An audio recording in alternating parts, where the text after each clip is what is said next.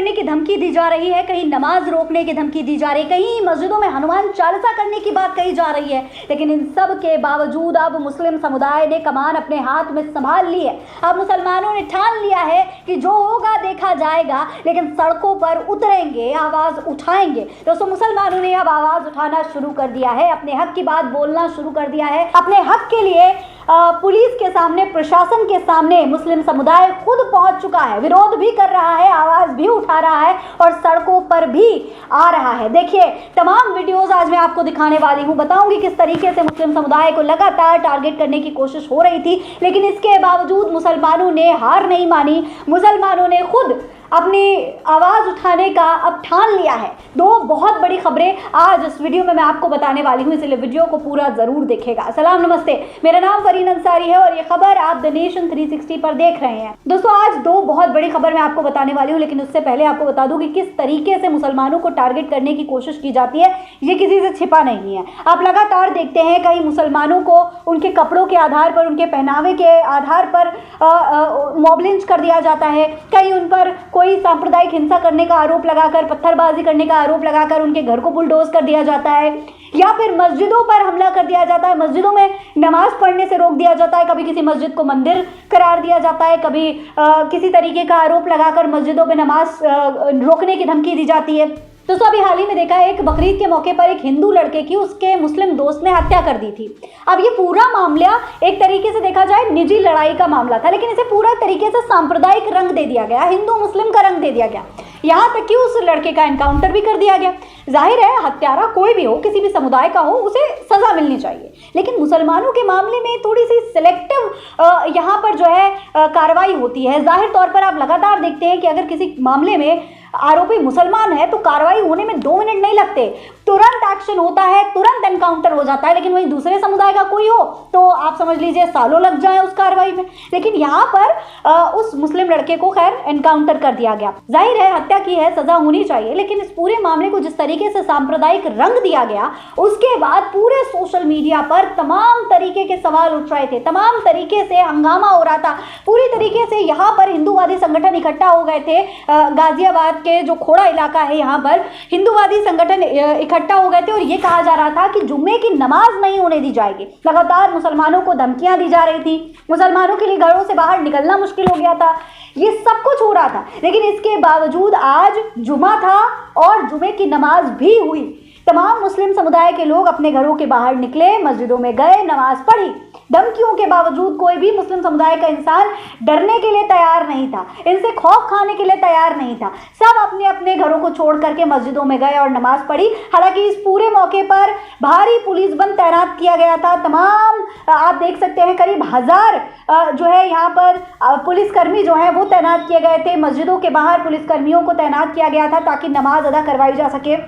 देखिए, अंकित कौशिक लिखते हैं कि यूपी जिला गाजियाबाद के खोड़ा असद के एनकाउंटर के बाद आज पहला जुम्मा 1000 से अधिक पुलिसकर्मी तैनात किए गए, जिनमें अर्धसैनिक बल भी हैं। हिंदू रक्षा दल के राष्ट्रीय अध्यक्ष पिंकी चौधरी और खोड़ा अध्यक्ष सोनू शर्मा को भी किया गया हाउस अरेस्ट। खोड़ा की सबसे बड़ी मस्जिद नूरानी मस्जिद के शूट्स यहाँ जुम्मे की नमाज दोपहर 1:30 बजे से होती है, लेकिन आज 1 बजे से होगी, क्योंकि 2 शिफ्ट में पढ़ी जाएगी नमाज। यानी कि यहाँ पर 2 शिफ्ट में नमाज पढ़ी गई।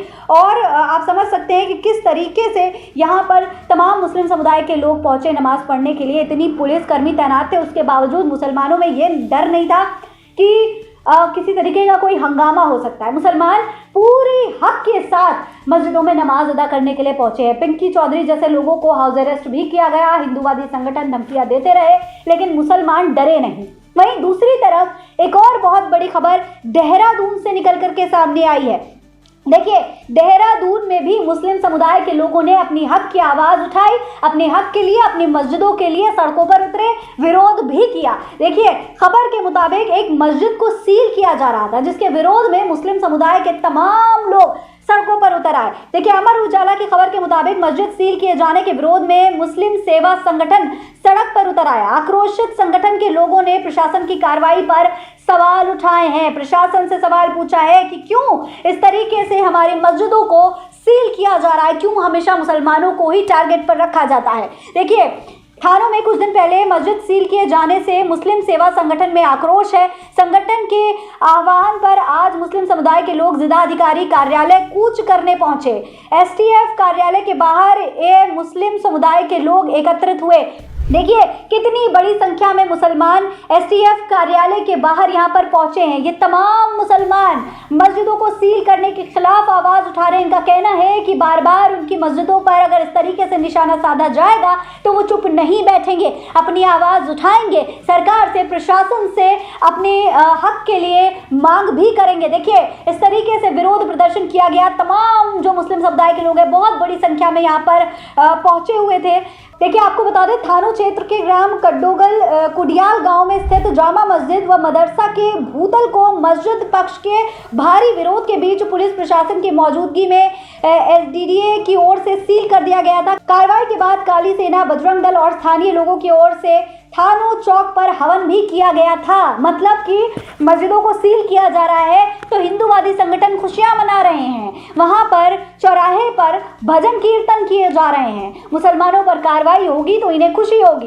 इस तरीके से ये पूरी कार्रवाई हुई, इस तरीके से हंगामा किया गया। लेकिन अब दोस्तों मुसलमानों ने आवाज उठाई तो प्रशासन को ढील छोड़नी पड़ी। प्रशासन को आगे आकर के मुसलमानों की आवाज़ को, उनकी समस्याओं को सुनना पड़ा। तो देखिए लगातार मुसलमानों को टारगेट करने की कोशिश की जा रही है। लगातार कहीं मुसलमानों को जो है मॉब लिंच किया जा रहा है, उन पर गोहत्या के आरोप लगा करके उनको टारगेट किया जा रहा है, कहीं पत्थरबाजी के आरोप लगा करके टारगेट किया जा रहा है। लेकिन मुस्लिम समुदाय दोस्तों अब समझ चुका है कि वो राजनीति का अब ऐसा हथकंडा बन चुका है जिसे इस्तेमाल करने की कोशिश कर रही है कुछ राजनीतिक संगठन, कुछ हिंदूवादी संगठन अपने फायदे के लिए। अब मुसलमानों ने ठान लिया है कि भैया अब अपने हक के लिए आवाज़ खुद उठानी पड़ेगी, अब अपने लिए खुद लड़ना पड़ेगा। अगर इस तरीके से उनके खिलाफ नाइंसाफ़ी होगी तो वो खुद सड़कों पर उतरेंगे, आवाज़ उठाएंगे। अभी हाल ही में आपने देखा कि जब बंगाल में गाय की कुर्बानी पर प्रतिबंध लगाया गया, उसके बाद मुस्लिम समुदाय ही था जो खुद सड़कों पर आया था, सरकार से मांग की थी कि गाय को राष्ट्रीय पशु बना दीजिए। मुसलमान कह रहे थे कि भैया गाय को राष्ट्रीय पशु बना दीजिए, गाय आपकी माता है, आप उसका सम्मान करिए, हम भी सम्मान करेंगे।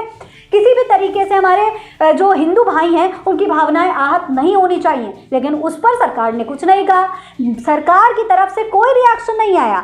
सीएम योगी आदित्यनाथ का बयान आता भी है तो वो ये कहते हैं कि गाय हमारी माता है, हमारा जन्म जन्मांतर का नाता है, लेकिन एक बार भी ये नहीं कहा कि गाय को हाँ हम लोग राष्ट्रीय पशु बनाएंगे। मुसलमानों ने ये मांग की है तो अच्छी बात है, मुसलमानों की मांग को पूरा किया जाएगा। इस तरीके से लगातार अब मुस्लिम समुदाय जो है वो अपनी आवाज़ उठाने लगा है, अपने खिलाफ होने वाले हर पैतरे को खुद शिकस्त देने लगा है। इस पूरे मामले पर आप क्या कहेंगे? कमेंट बॉक्स में लिखकर हमें ज़रूर बताइएगा। फिलहाल इस खबर में इतना ही। जय हिंद, जय भारत।